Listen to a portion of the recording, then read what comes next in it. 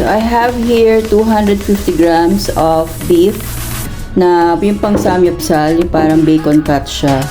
So ganyan siya guys, ayan. And then meron ako ditong pinil na this is 1/2 of pear, yung pera sa na prutas.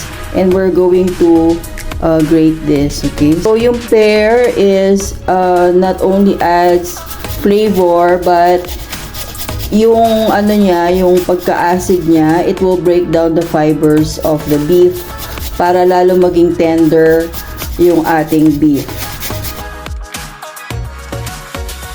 Sesame oil. Okay, so yung sesame oil natin is 2 tablespoons. Ayan, so ayan, measure natin siya, 2 tablespoons. 1.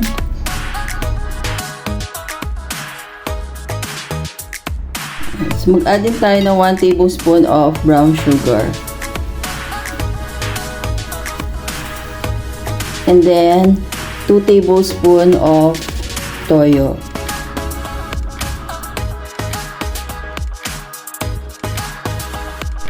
Tapos, this is mirin, yung Japanese cooking wine. So, maglagay din tayo nun.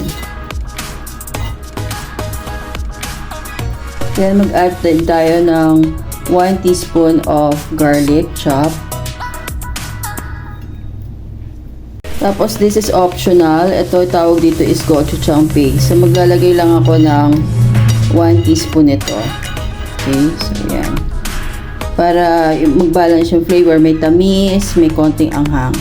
Ayan. So, instead na pepper, yan yung ilalagay ko. Ayan. So, using a plastic gloves, i-mix natin ito lahat. So, in some oil, mag-fry na tayo ng ating beef, yung minarinate natin kanina.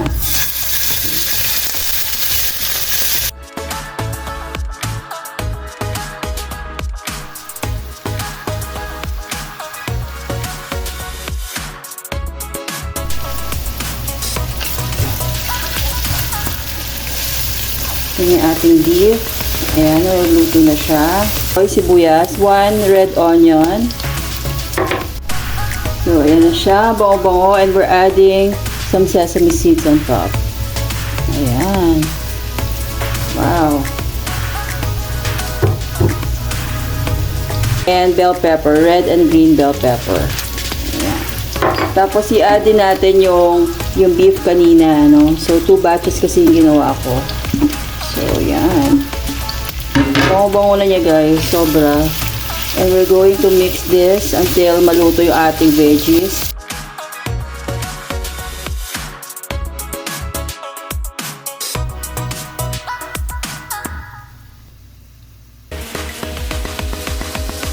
Ayan, tapos nag-fry tayo ng egg.